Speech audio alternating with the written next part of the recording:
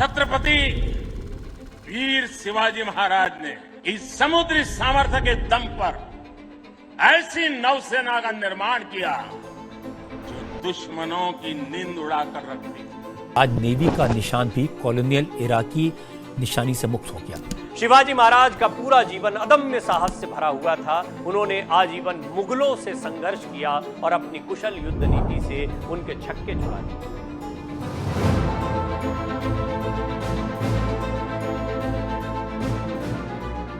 तब शिवाजी की नौसेना में 5000 जवान थे, करीब 60 जंगी जहाज थे। यहां अगर औरंगजेब आता है तो शिवाजी भी उठ खड़े होते हैं।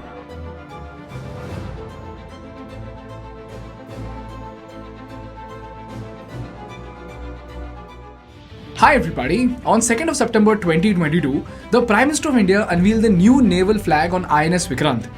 And this flag bears the seal of the legendary Chhatrapati Shivaji Maharaj himself. Why? Because Chhatrapati built one of the most extraordinary naval fleets in Indian history. And this navy was so powerful that it sent jitters down the spines of the Brits and Portuguese who were trying to control our coastline since the 17th century itself.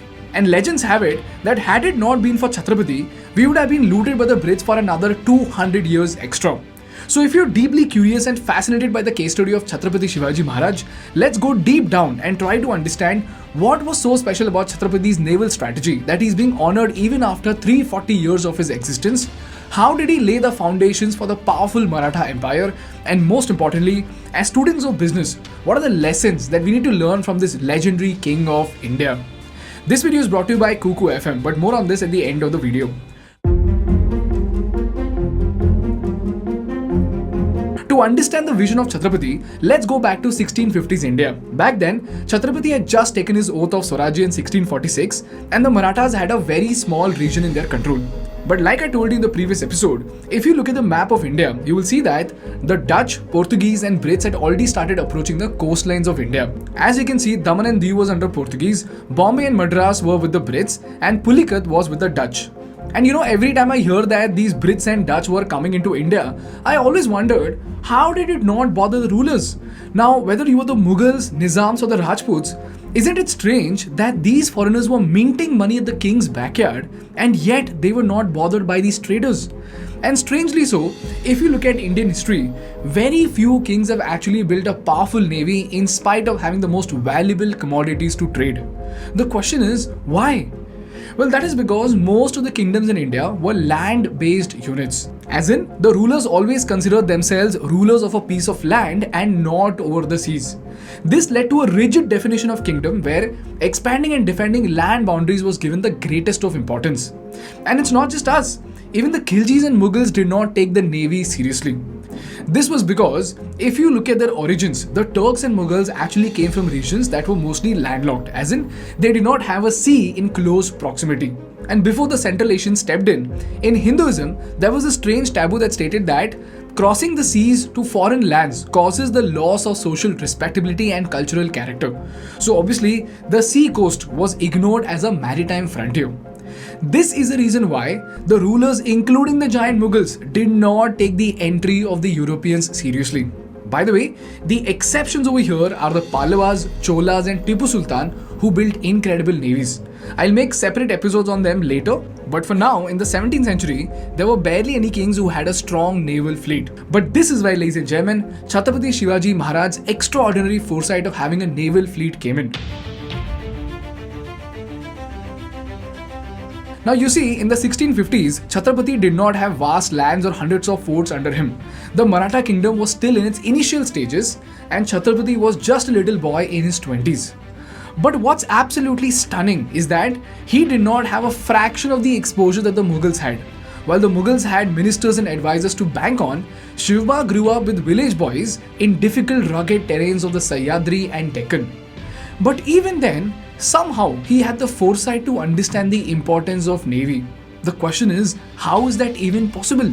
Well, as it turns out, Chhatrapati was an ardent student of geography, and from the beginning itself, back when we did not have sophisticated maps and contour drawings, he was sharp enough to understand the nature of deep valleys, hilltops, narrow plateaus and rivers.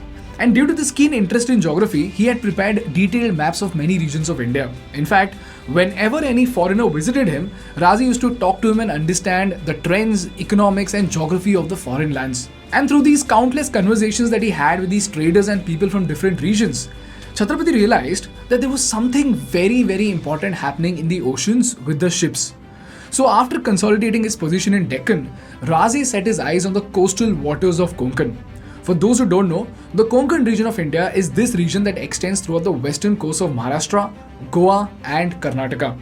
It is bounded by the Western Ghats in the east, the Arabian Sea in the west and the Daman-Ganga river in the north. And this region was extremely important to Chhatrapati for three specific reasons. Number one, from the geographic standpoint, Chhatrapati was ruling over an unproductive rain-shadowed tract of Deccan. So to feed his army, he needed control over the productive regions of Konkan.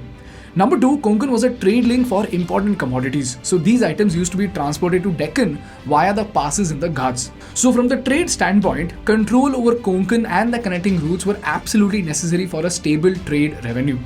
And thirdly, from the security standpoint, even if Chhatrapati occupied vast territories in the Deccan, if the enemy saw him as a major threat, they could surround the entire area, cut all the food supplies and starve the entire kingdom into submission. But if he had command over the seas, he could get an abundant supply from the ports of the south, even if the land routes of the country were completely blocked. And lastly, Chhatrapati saw the colonizing motives of the foreigners way before any other king in India. Now, I don't know if you realize this, but then for a boy in his 20s who grew up with village boys, during a time when there was no newspaper, internet or encyclopedia, the foresight of colonizing is nothing short of extraordinary. These were the reasons why he started his quest for the Konkan coast. But back then, although it fell in the Mughal territory, it was occupied by the Portuguese. So firstly, since the Marathas were an expert in mountain terrain, they quickly took control of the 8 vital passes that traverse the Ghats from the interior to the Konkan coast. Apart from that, a part of Kalyan was also brought under his control. Now, as far as I could find, there isn't much known about how exactly did Chhatrapati conquer the Konkan regions. But from what we know until now, the possible reasons are the loose control of the Mughals over the coast because of their ignorance of the naval fleet and the oceans. And secondly, the Marathas constantly raided the Portuguese territories. So since the Portuguese were terrible on land and mountains, it became very difficult for them to control the Marathas. So by 1660s, South Konkan came under Raze, and soon enough, the entire Konkan came into his hands with an agreement that he made with the Mughals. This is when Chhatrapati went ahead with building his naval fleet. And now, he had 3 major challenges in front of him. Firstly, before Chhatrapati, only the Cholas had the expertise to build the naval fleet. So although he had the territories, he now needed skilled engineers for the task. Secondly, the funding of the kingdom was not enough to create a big and powerful naval fleet. And thirdly, someone actually had to strategize the sea frontiers in the most efficient manner to defend against any kind of invasion. So to tackle the first challenge, Chhatrapati got the European engineers themselves to design his ships. Now the question over here is, Chhatrapati was taking the territories from the Europeans, right? Then how did these European engineers actually help Chhatrapati? Well, this is where you have to understand the nature of the European traders back then.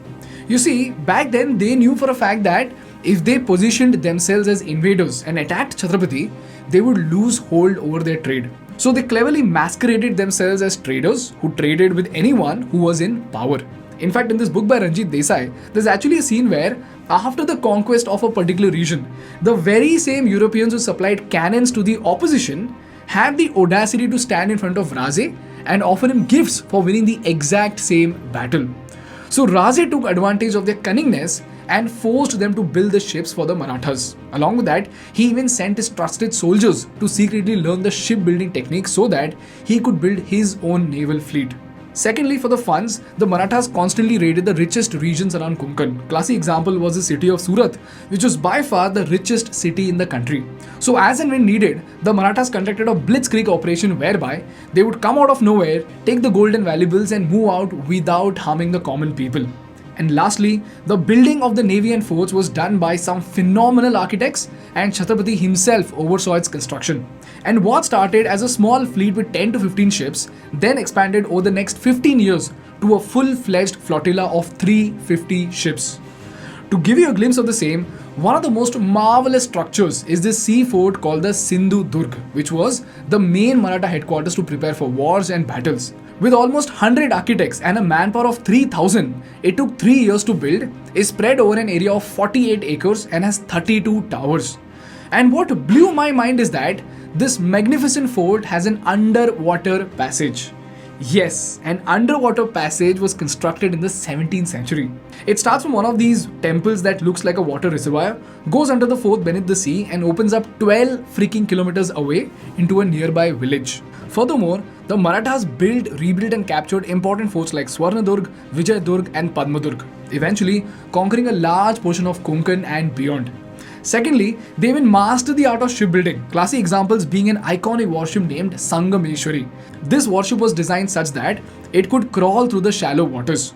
So while the much bigger British ships had to remain in the deep sea, Sangameshwari could get very close to the shores. As a result, the Maratha army could quickly attack the Brits and get away. And the Brits were so annoyed at the Maratha warships that after their defeat in 1679, the British governor wrote to the East India Company Trust saying, he, as in Chhatrapati, has ships that can go where we cannot go. So you can imagine the foresight and craftsmanship that they had.